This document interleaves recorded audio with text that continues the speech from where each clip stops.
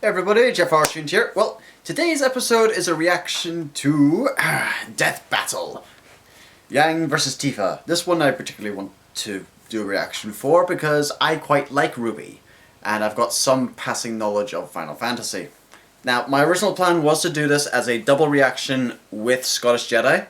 However, that dick's already seen the program, so can't do a blind reaction with him for that, and he's, well, unable to get here in time for us to both watch it blind anyway, so with that said, I'm very much in Camp Yang because, well, Yang, plus the only time Tifa, to my recollection, has ever fought solo was against Punchy Clone Sephiroth, I can't remember his name for the life of me, in Advent Children, and that fight did not go well for her.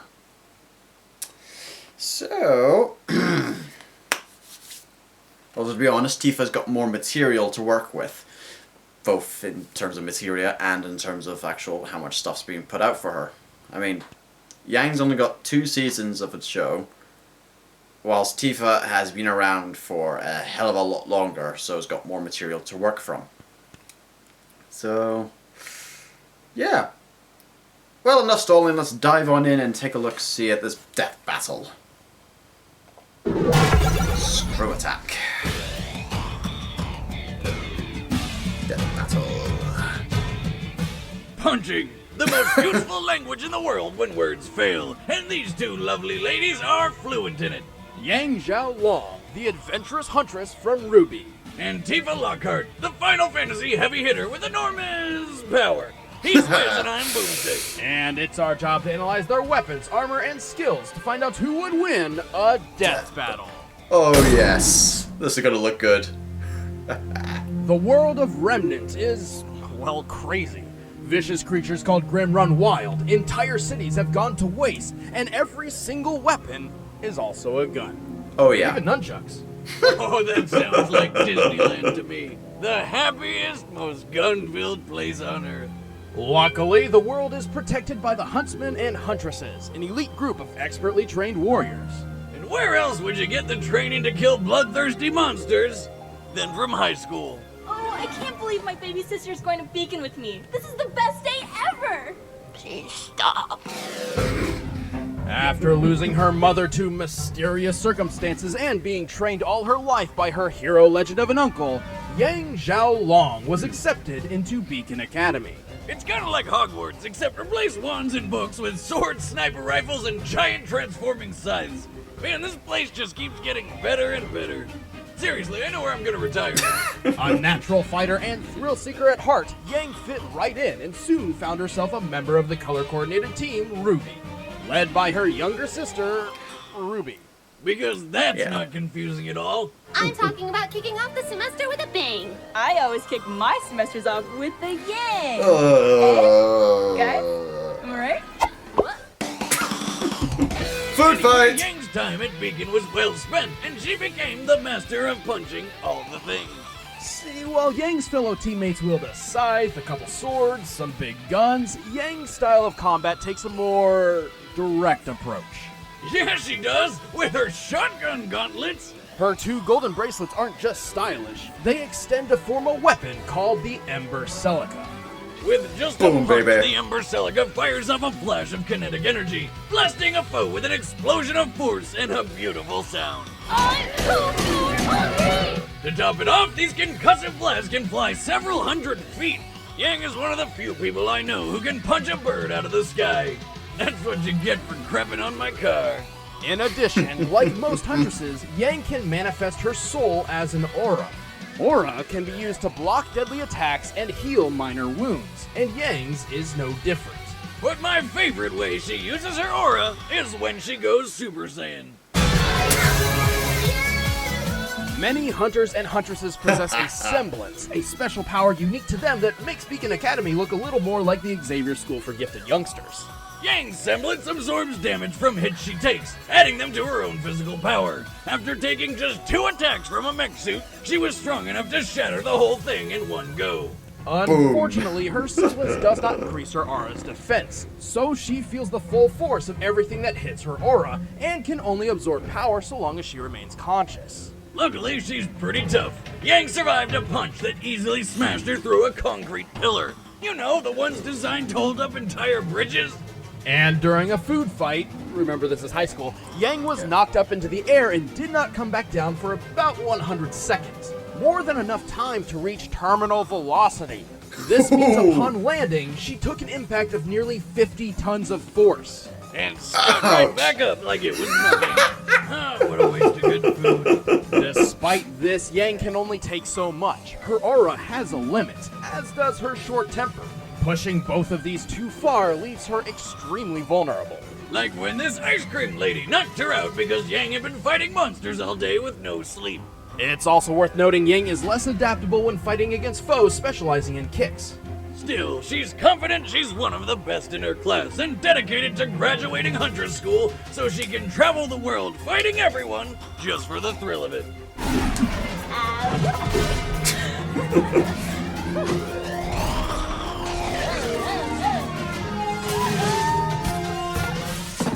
Nailed it. Yeah.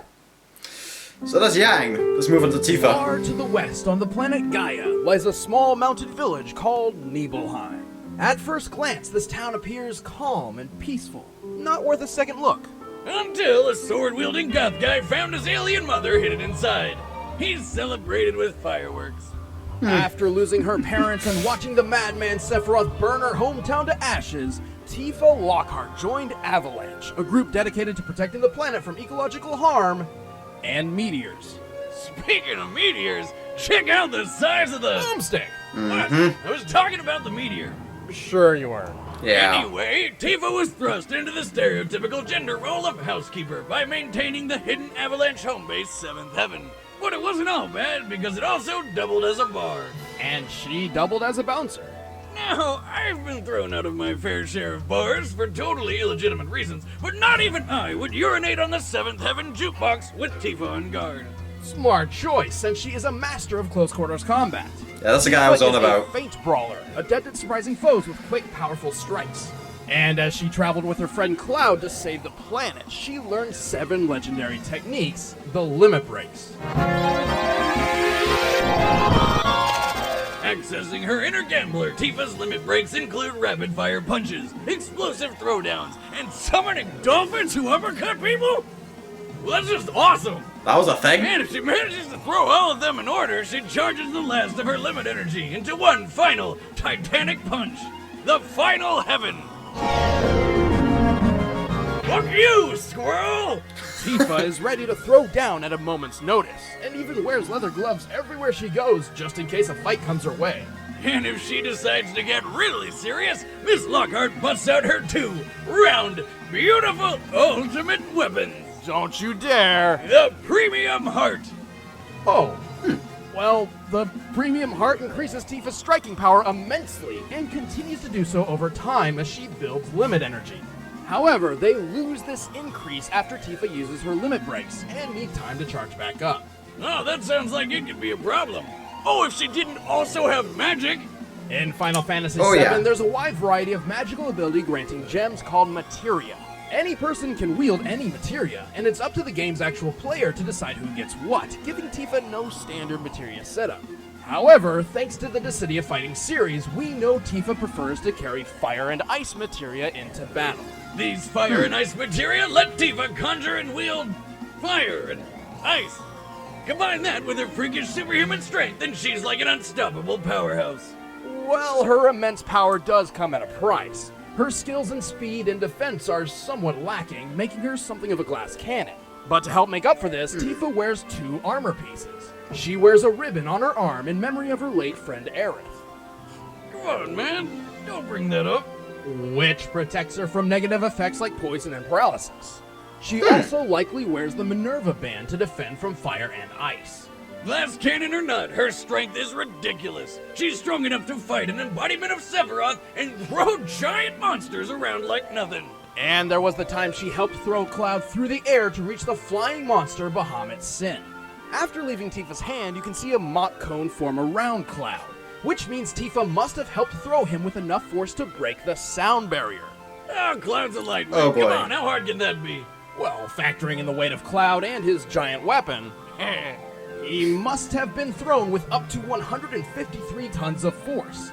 Huh. Shit, talk about power! You don't want to mess with Tifa's strong, twin, firm No. fists. Also, she's got a really nice rack. Did I mention that yet? Feels like you're flying, doesn't it?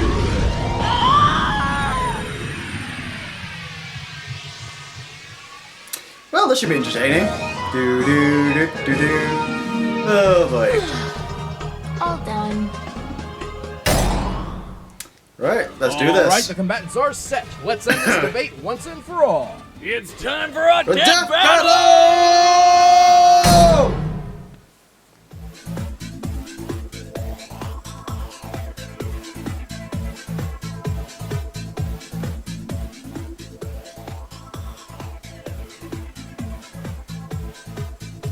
Hold up. Let me see some ID.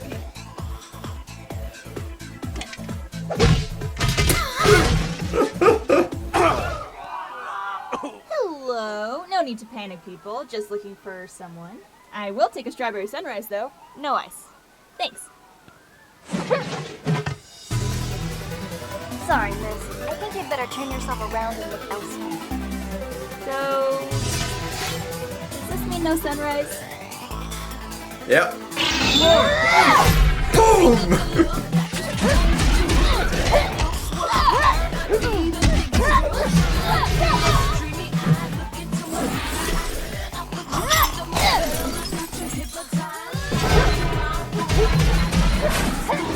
Having fun? I sure am.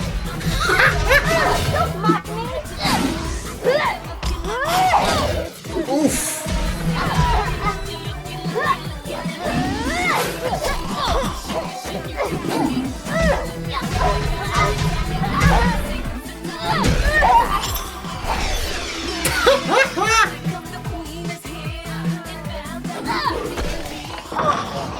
Warm-up's over.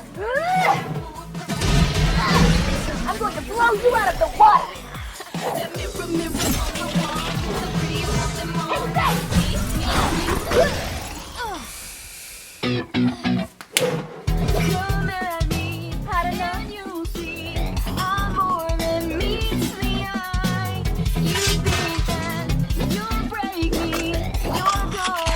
Not even close. Hotter than the sun in the middle of July. Hell yeah!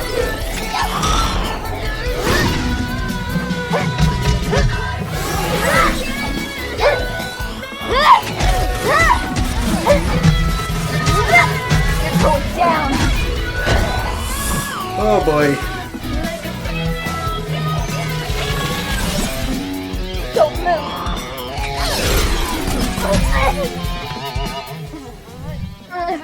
All right.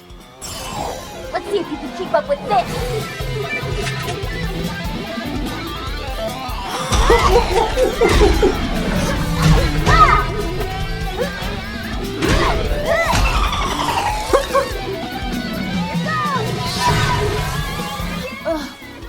Did I just explode? Oh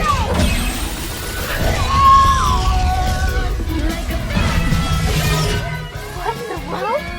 no! Oh, now you're screwed!